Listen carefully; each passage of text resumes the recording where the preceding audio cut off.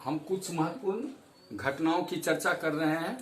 ये महत्वपूर्ण बिंदु हैं, इसको आप लोग बाद में अपने अपने नोट्स कॉपी जो है उसमें नोट कर लेंगे और इसको तैयारी करेंगे। जहां फिर दिक्कत होगी तो वहां हमसे संपर्क करेंगे। तो राष्ट्रवाद हो गया, राष्ट्रराज हो गया, उदारवाद हो गया, फ्रांसीसी क्रांति।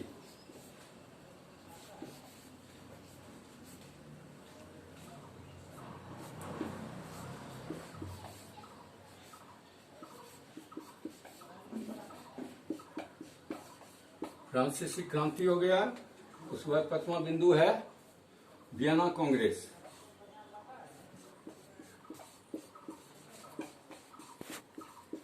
वियना कांग्रेस, कुछ महत्वपूर्ण बिंदु को हम लिख रहे हैं, उसका उल्लेख पहले कर रहे हैं, महत्वपूर्ण घटना जो वहां पर घटित हुई। वियना कांग्रेस,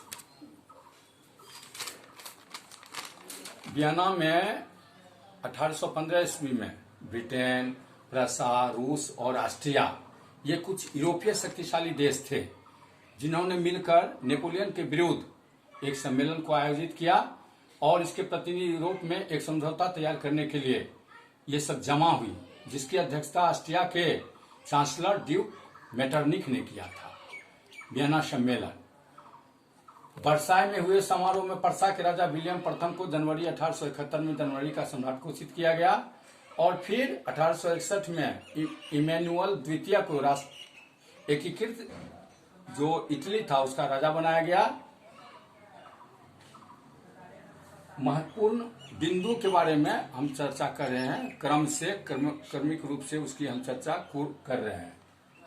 उसके बाद आता है कि राष्ट्रवादी संघर्ष में महिलाओं की क्या भूमिका। यूरोप में जो राष्ट्रवादी संघर्ष हुआ उसमें महिलाओं की भूमिका।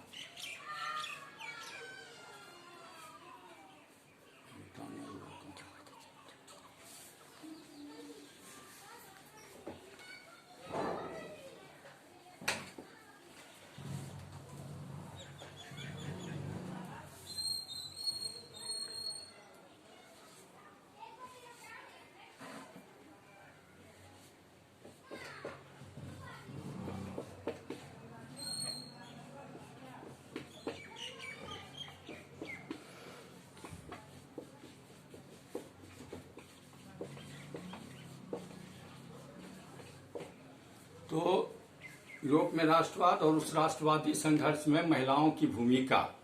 जो यूरोपीय राज्य था फ्रांस, इटली, वहां की रहने वाली औरतों ने सक्रिय योगदान दिया क्रांति में। जो संघर्ष हुआ राष्ट्रवाद के लिए, जो राजतंत्र, निरंकुश राजतंत्र और तानाशाही शासन के विरुद्ध संघर्ष हुआ, उसमें महिलाओं का महत्वपूर्ण योगदान माना जाता है।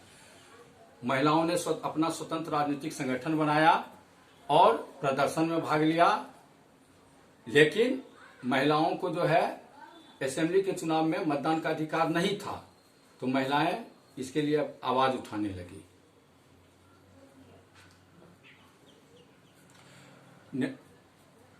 फ्रांस में ही जब राजक शासन समाप्त हुआ उसके बाद फ्रांस में नेपोलियन की सत्ता स्थापित हुई। 1804 में फ्रांस जो है, फ्रांस में नेपोलियन वहां का सम्राट बना और फिर उसने एक नेपोलियन कोड लागू किया। नेपोलियन कोड, इस कोड के अनुसार जो विशेषाधिकार दिया गया था, कुलीन वर्ग, पादरी वर्ग, अन्य दरबारी वर्ग, तो उस विशेषाधिकार को समाप्त कर दिया गया और नेपोलियन संहिता के अनुसार न्याय के समक्ष समानता स्थापित किया गया, संपत्ति के अधिकार को सुरक्षित किया गया। तो नेपोलियन कोड हो गया ये।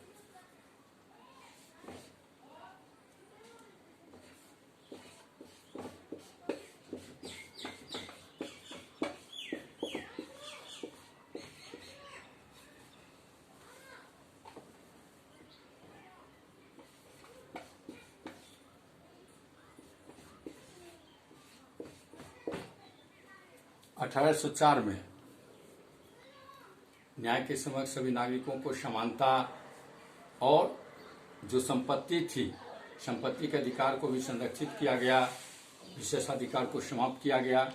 इस तरह से कुछ महत्वपूर्ण घटना और बिंदुओं की हम चर्चा अभी 7-8 बिंदुओं की चर्चा किए हैं, क्रमिक रूप से राष्ट्रवाद, राष्ट्रराज, फिर फ्रांसीसी क्रांति, फिर फ्रांस की क्रांति में महिलाओं का योगदान, फिर जो है नेपोलियन कोड, फिर जो है वियना सम्मेलन, वियना कांग्रेस इत्यादि। तो इस तरह से अगर हम प्रतिदिन कुछ कलेक्शन करते जाएंगे, स्टडी मटेरियल, कुछ महत्वपूर्ण बिंदु का कलेक्शन करते जाएंगे, तो हमारा पूरे पाठ की जानकारी हो जाएगी और किसी भी प्रश्न में किसी भी भैया बहन को कोई दिक्कत नहीं होगी। अगर दिक्कत उसके बावजूद भी होती है तो हम अपना व्हाट्सएप नंबर और ये डाल देंगे, ईमेल आईडी सब, तो उस पर आप हमसे अलग से संपर्क कर सकते हैं।